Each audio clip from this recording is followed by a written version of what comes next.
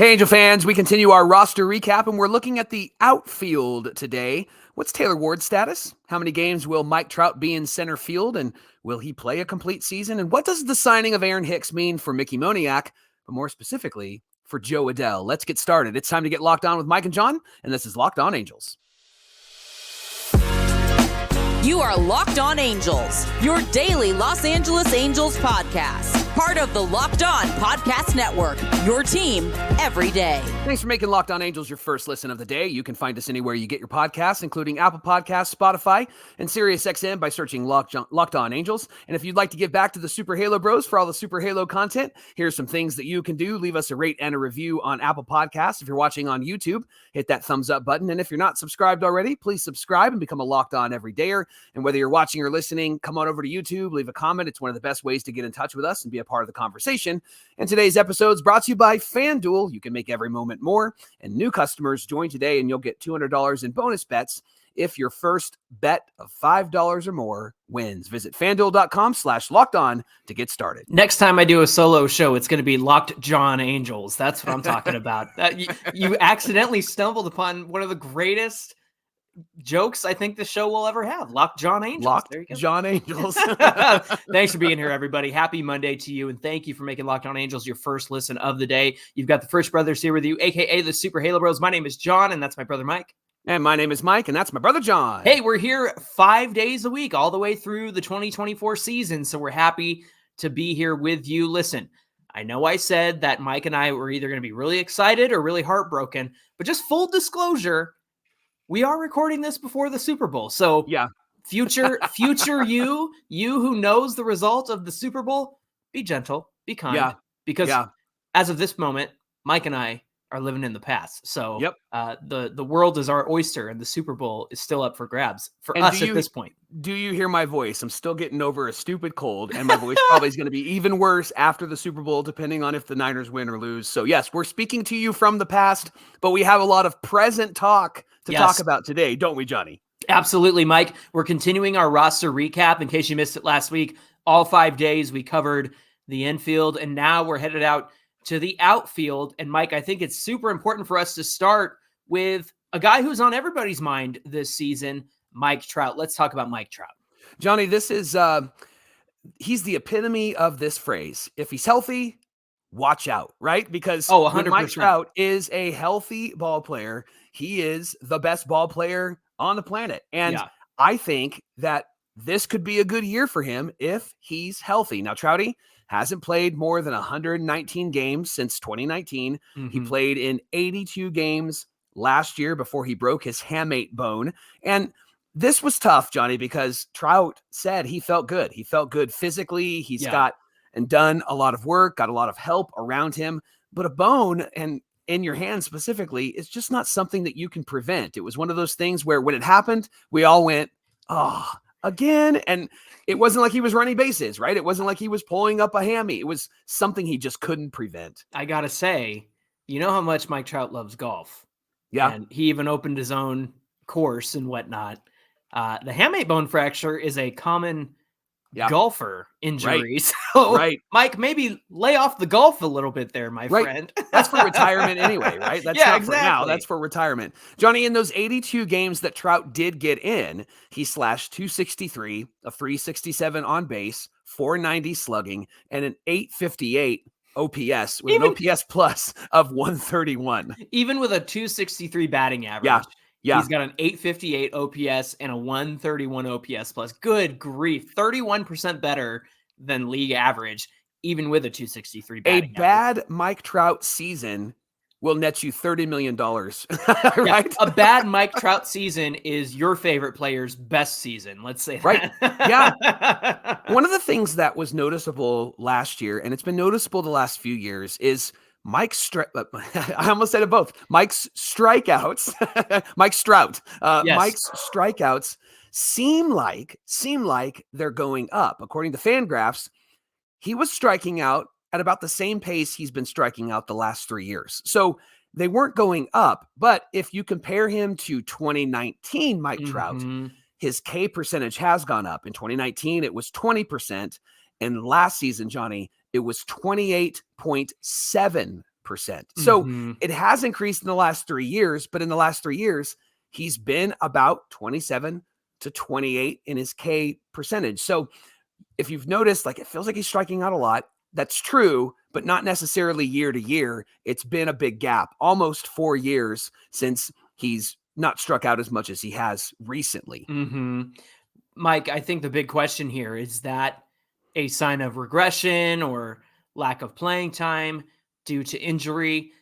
Here's what I have to say, because it's so easy for us as fans, and I see this everywhere, and I see the sentiment that, oh, Mike Trout, he's on that regression path. Yeah. Here's what you need to look at when it comes to regression. You got to look at the hard hit percentage, how hard he's hitting the ball, what's his average exit velocity, what's his max exit velocity, and you got to look at his sprint speed. And you got to look at the fact that when he was in the outfield last year, he had some of the best jumps of his career, reading the ball off the bat and jumping toward the ball and getting there efficiently. That doesn't say regression. That's not, like, when that stuff starts slowing down, when he's hitting the ball a little bit weaker, or he's not having as much of an efficient route out in the outfield, that sort of thing, that's regression. And that's how you know that age is becoming a factor. And the truth is, it's not Mike Trout regression. I think it's Mike Trout getting figured out. And we've seen this before. You and I had a conversation, gosh, was it 2 years ago now, about the fact that Mike Trout is the king of adjustments. Actually, you know what? I think that was the beginning of this season, because he went out against the Orioles and did exactly what we said he was going to do, where he saw where the pitch was going to be and where guys were getting him out. So obviously somebody said, hey, Trout, these guys are getting you out at this part of the strike zone. You need to be looking for the ball there. And sure enough, he went out and he hit a home run like the next day after our show. I got to find that clip again, because it's a short on our YouTube page. It's on Instagram. It's on Twitter. So if you want to find that clip, it's certainly there. But I'll resurface that clip again, because I think that score one for the good guys. It's good information. It's good information. And it felt good to be like, here's the problem. And then Trout went out and fixed it the very next day. Yeah, you bring up a really good point in that he's, with his numbers and hard hit percentage, that's an indication if it's regression, if those are going down, and they're not going down. And here's another stat that I thought was interesting, John. Trout wasn't chasing balls out of the zone last year.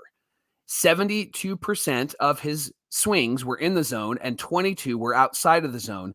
His zone swing was the highest of his career. He was just missing pitches. And it was that high and inside fastball at the top of the zone that he was missing, that he needed to make adjustments on. And so I don't think that it's really about Trout regressing. I think it's about Trout needing to adjust based upon the pitchers adjusting to him, right? Exactly. This is an issue that Mike Trout has had in the past. I think it was even during the 2014 season. I think it was one of the highest strikeout rates of his career was 2014, I think, which is surprising because that was an MVP year for him. Great year. And they got to the playoffs. But Mike, at the beginning of that season, everybody was throwing it in high and tight at Trout, and he was having trouble catching up with it. And then he adjusted, and then the league readjusted. That's what baseball is. It's a game of adjustments and readjustments and readjustments. And so I think Mike Trout needs to readjust to the way that pitchers are attacking him, because if you have the opportunity to keep Mike Trout off the bases or prevent him from getting a hit, that's the number one guy that you're going to study forwards and backwards and figure out how you're going to get him out. So if Mike Trout can close that hole in his swing, I think he's going to have a very good 2024. There's been a lot of conversation too about like, hey, should he play left field? Should you get him off of his feet with the DH spot? It will be open. I think the Angels have made a move, Johnny, that might give Trout a bit of flexibility as to where he plays. Now, Perry said he's going to play center, right? But it gives him some flexibility to not have to be out there all the time. And you can fill in a really great Mike Trout with a really great defender in Aaron Hicks. And that's who they signed, right? And a lot of us know the story of Aaron Hicks. He was on the Yanks, really struggled. They let him go. And then the Orioles signed him. And he ended up being a really great piece for their playoff run and is really good against lefties. And that's the biggest key, I think, for him. And specifically when we get to talk about Mickey Moniak, him coming in and being somebody that is going to hit really hard against lefty starters when you have somebody like Moniak who has struggled against lefty starters. So, John, what are your expectations on Hicks playing in center field and Mike Trout DHing? And what are your expectations on Hicks playing maybe all of the positions in the outfield? Yeah, I think we're going to see him in all three positions depending on the situation. I mean, you might even see a situation where Mickey Moniak is in center field. He's younger, he's faster, I'm sure, but Hicks is certainly a capable defender out there. But you said something a couple of days ago, and you said it just now, that Perry Minasian said Mike Trout is going to be the center fielder for the Angels. And a few days ago you said, and that's the right answer. And I think you meant to put quotes around that. The right answer is the diplomatic answer of Perry saying, hey, where's Trout? Is he going to move from center field? And Perry goes, no, he's our center fielder.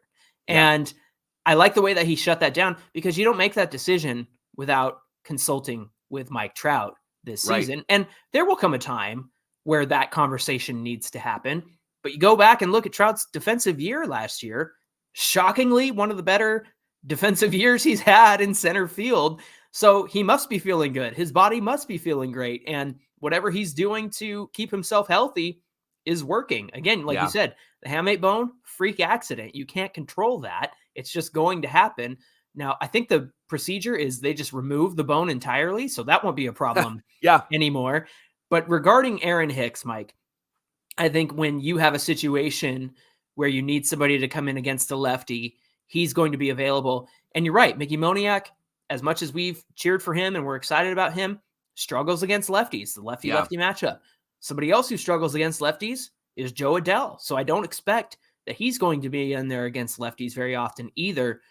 And I was iffy on the Hicks signing, but at this point, I think I was iffy because I was like 5 outfielders. Yeah. But really, there's room for 5 outfielders. Like it's a manageable thing to have 5 outfielders on this roster, and you're not losing any other spots as well. So I'm excited for Aaron Hicks. I think that he's going to bring what he brought to the Orioles to the Angels this season. Hey, we want to thank you for making Locked On Angels your first listen every single day. We're just getting started here on Locked On Angels. Coming up, we're talking about Taylor Ward and asking, is he going to be ready for 2024? Well, Taylor says so. So let's talk about that in just a minute.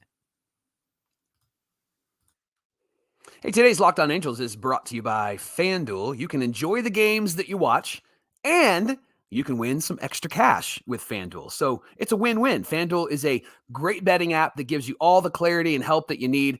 First time betting? No problem. They're going to explain how it works. Long time better? Even better. I like it that I did that. You're going to love how accessible the app really is. Plus, you'll appreciate all the ways that you can bet on all the games. And right now, new customers like you, when you join today, you'll get $200 in bonus bets if your first bet of $5 or more wins. Johnny, question for you. When it comes to betting, are you good at it? Do you win, or do you find yourself not betting because you aren't good at it? I'm scared to bet. Yes, same. I'm just straight up scared to bet, because as much as I love our Angels and want to believe in them, that's my problem with betting, is I want to believe in something more than I'm smart about it sometimes. Yeah. So that's my fatal flaw. Yeah, I'm with you 100%. And if you're like John and I, here's what's great about FanDuel is they give you all the help and the clarity that you need, especially if you're brand new to this. So visit FanDuel.com/lockedon to get signed up. That's FanDuel.com/lockedon. And you can make every moment more with FanDuel, an official sportsbook partner of the NFL. It's the Locked On Podcast Network, where it's your team every single day. Hey, everydayers, don't forget to jump on over to Locked On Sports today. Maybe after you're done here with Mike and I on Locked On Angels, head on over there, because they got all the top stories of the day across the sports world on the world's first 24/7 national sports streaming channel. Of course, they'll be talking about the Super Bowl. Like I said, don't say anything. We're don't spoil us. You're in the future. We're in the past. But we do want you to head on over to Locked On Sports today. So hit subscribe on YouTube and be part of the first ever 24/7 national sports streaming channel. John, did you catch the interview with Taylor Ward and Trent Rush on Angels Recap? Yes. I thought it was really interesting. One of my biggest takeaways was that Taylor said, hey, I've been in the cage since November. Yeah. And so I'm ready to go. And I love that, that was encouraging. Anything that stood out to you, or any thoughts that he shared? I just had a thought of like, man, if I'm in Taylor Ward's position and I need to get used to baseballs like flying at me, I'm going to pull a Happy Gilmore. I'm going to get in the batting cage with the gear and just, come on, oh yeah, I got it. Hit me. 365 days until tryouts. Yes, exactly. I love that. That's what he said. I love that he said, I'm ready to go. I love that he said, like, I've been in the cage. So that's the biggest question, right? It's not just the physical side of things, because you're going to heal up, but it is the mental game, and mental game in baseball is tough. And so it sounds like, all indications from what Taylor said, it sounds like he's ready to go. And we also learned, John, that he won his arbitration case against the Angels. He got $4.8 million. Angels countered with 4.3. That was suggested by the team. So good on Taylor Ward. Here's the thing about Ward, Johnny. He's been a slow developer. And a lot of those Epler guys have been slow developers. He was drafted by the Angels in the first round of the 2015 draft. I didn't know this when I was looking up information. The Tampa Bay Rays drafted him in 2012 out of high school. Oh, I didn't realize that. But then he went to college. So gosh, if the Rays want to draft you, then it's probably a good idea that the Angels drafted him, right? Ward did debut in 2018, but it wasn't until his age 28 season when things started to click. And that was in the year 2022. Johnny, give us the slash line, because it's a pretty impressive slash line from 2022. Yeah, 2022, he slashed a 281 batting average, a 360 on base. Listen to this, 473 slugging. Wow. That adds up to an 833 OPS. 800 is outstanding, by the way. Yep. So 833 is fantastic. Mike, a 134 OPS plus, which means he was 34% better than league average. And you know what's crazy about that? You and I were very excited. Angel fans were excited about the start that Taylor Ward was off to in 2022. And credit to Joe Maddon for believing in Taylor Ward, because coming into spring training, we weren't exactly sure what the plan was with him. And Joe Maddon said, no, he's my everyday right fielder. That's where he's going to play. And that gamble paid off, because he got off to a hot start. And what's crazy to me is that, remember, he ran into a wall. He literally hit a wall. Both in his performance and in right field, which is why he's over in left field now, by the way. And it ended up giving him some nerve damage in his neck and his shoulder. And we know it as a stinger, but it starts in the neck and it works its way down to your arm. You get that burning sensation, right? But here's the thing. Before he ran into that wall, he was leading the league in batting average. He was leading in on-base percentage, slugging percentage. And then after he ran into that wall, he just wasn't the same. So to see that he ended up with the slash line that he did, because we all saw how things started to go downhill after he ran into the wall and got injured. For him to come out of 2022 with that slash line and that 134 OPS plus, it's just amazing to me. Right. So he starts off 2023, and it wasn't the same Taylor Ward. He was a very different guy. But as the summer arrived, he gets hot. Summer gets hot, right? The months get hot. And Albert Pujols. That happened with Pujols, right? By June, July, he's suddenly this great player again. He led the league, Johnny, Taylor Ward did, in runs batted in July. And then that's when he got hit in the face in Toronto. This poor guy. The rest of the year. Yeah.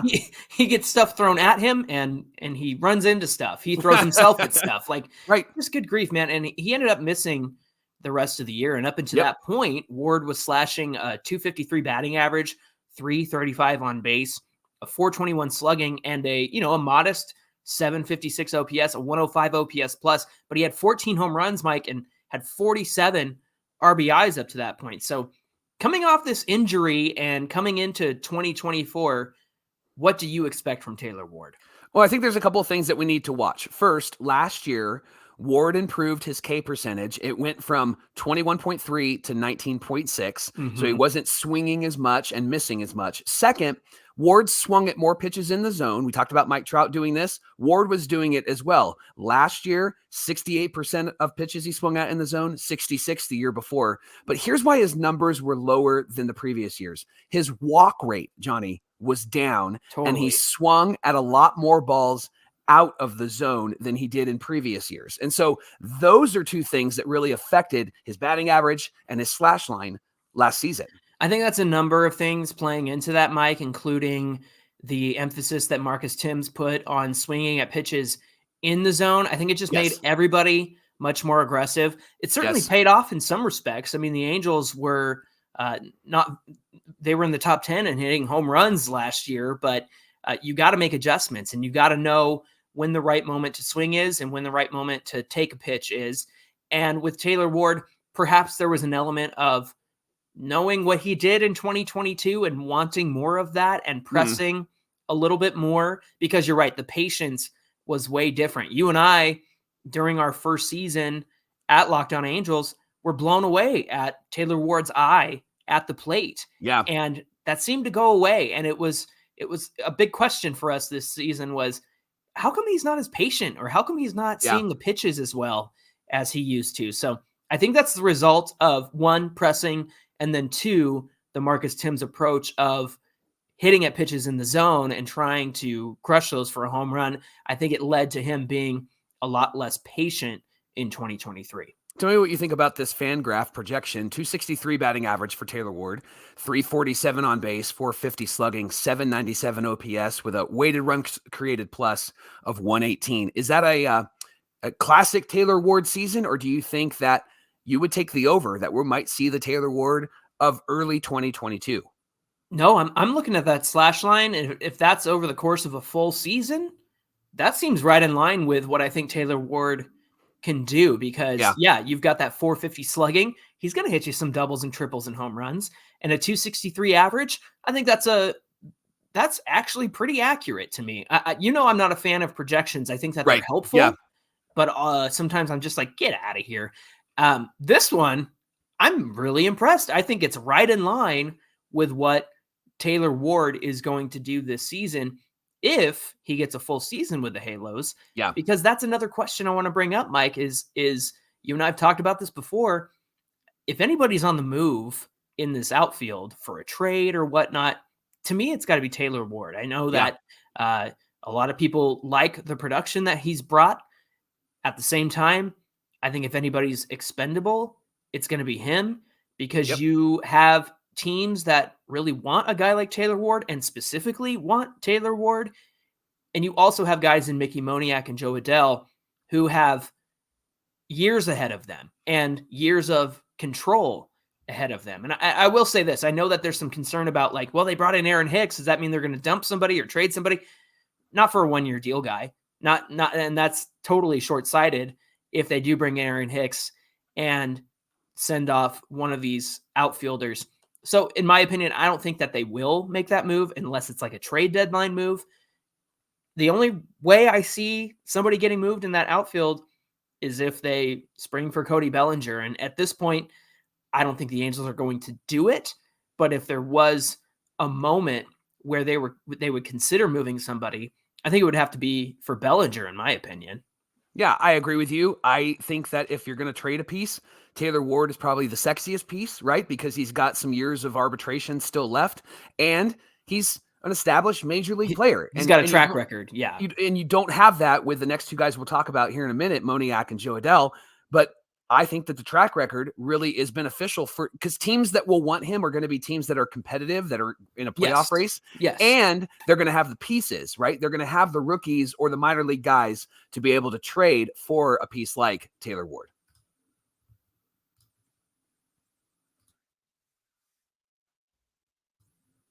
All right, Mike, we're going to get into right field, and who projects to play over there is likely Mickey Moniak, likely Joe Adell. And coming out of spring last year, there was some talk about if the Halos should keep Moniak in the majors because he had such a strong spring training, but he was sent to the minors, didn't stay there long. But the issue was they signed Brett Phillips to a major league deal. Yeah. He was not DFA'd, but he was put through waivers and was able to be outrighted to Salt Lake. And so he was in the minors for the Angels last year and then came back up at the end of the season. But the conundrum there was, oh, great, you just signed this guy for a major league deal, which means you have to put him on the team. And you have this guy in Mickey Moniak who's tearing it up in spring training. But the good news is that we ended up seeing him on May 12th of 2023 and played well. He slashed a 280 batting average, a 307 on base, Mike, a 495 slugging percentage, and an 802 OPS with an OPS plus of 113. Now, there was some streakiness to Mickey Moniak, right? And when he gets hot, he's a tough out. But when he's struggling, not taking too many pitches, really swinging and missing against like the lefties. I know that he did get a home run off of a lefty, which you and I were excited about, but you're going to need more than one home run off a lefty to prove your case against lefties. So, Mike, with the hitting coach change and a philosophy change, what are we going to see from Mickey Moniak, in your opinion? Johnny, I think because Johnny Washington is coming in here, he's a guy, and he said this, he's a guy who will work with each player specifically to their abilities, to what they can actually do. I think, Johnny, that Marcus Tim's philosophy for Moniak worked really well. Yeah. And so I don't know if you want to move away from that. I would love to see the on-base percentage go up from 307, but a 495 slugging last year in the games that he played, John, I think you got to look at that and go, maybe telling Moniak to attack was one of the best things that they taught him last year. And if he starts to struggle, then maybe make the adjustments and tell him, hey, you need to take a pitch or you need to do this. But I think coming out of the gate, they should tell him, swing at your pitch. And doesn't matter if it's the first pitch or if it's the third pitch, swing at your pitch, because he showed last year that he's a really good hitter and has a good eye for his pitch. And when he has that good eye, he's going to hit it a long way. You and I, we've covered a lot of Luis Rengifo last week because of the infield conversations. And I want to equate what I'm about to say to Mickey Moniak with the fact that they added Aaron Hicks, and with the fact that if there's a lefty on the mound, you'll likely see Aaron Hicks in there instead of Mickey Moniak or even Joe Adell. And then in the infield, you'll see Drury at first because Sean O'Well's a lefty. You don't want that lefty-lefty matchup.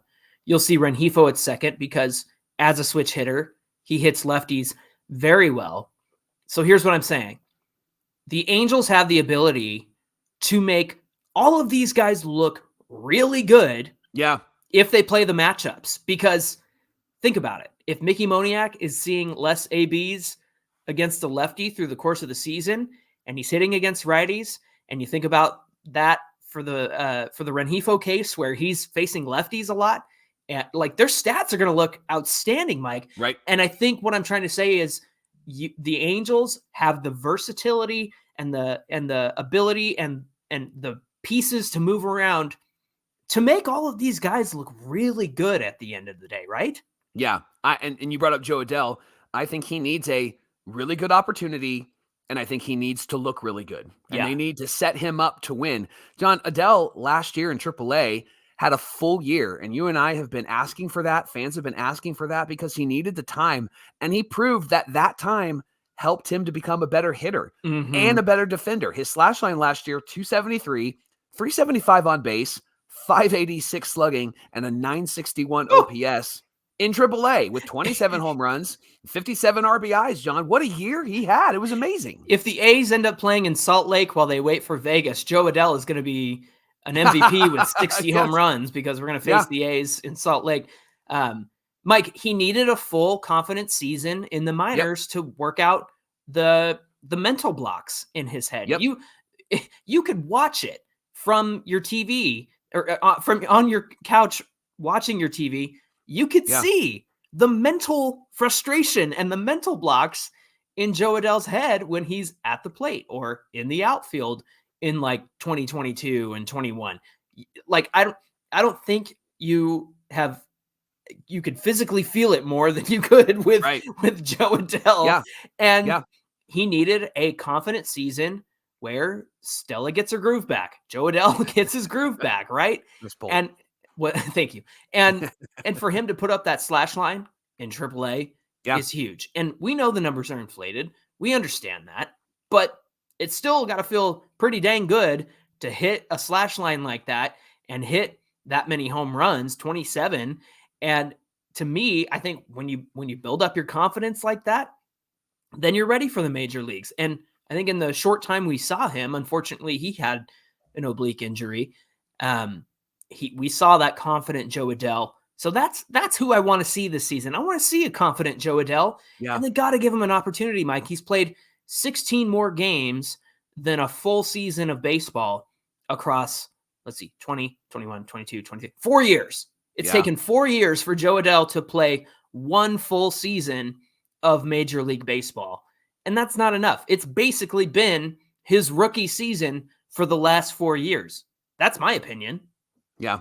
I would love to see Joe Adell get a huge opportunity, a great opportunity, not just because I want to see him develop as a player, but there's something about Joe Adell's energy, John, that I really love and appreciate. And when he comes through in big moments, he just brings a whole lot of fire to this team. And that's the thing that they lacked. They didn't have appropriate fire last year. They had like angry fire. This year, they need good vibes. They need good energy. They need excitable moments where they're thrilled, they're fist pumping, they need Joe Adell making that diving catch in left field and sliding and catching it and then getting up and going boom, boom, boom, like fist pumping like that. I love that moment, and I want to see more of that from Joe Adell.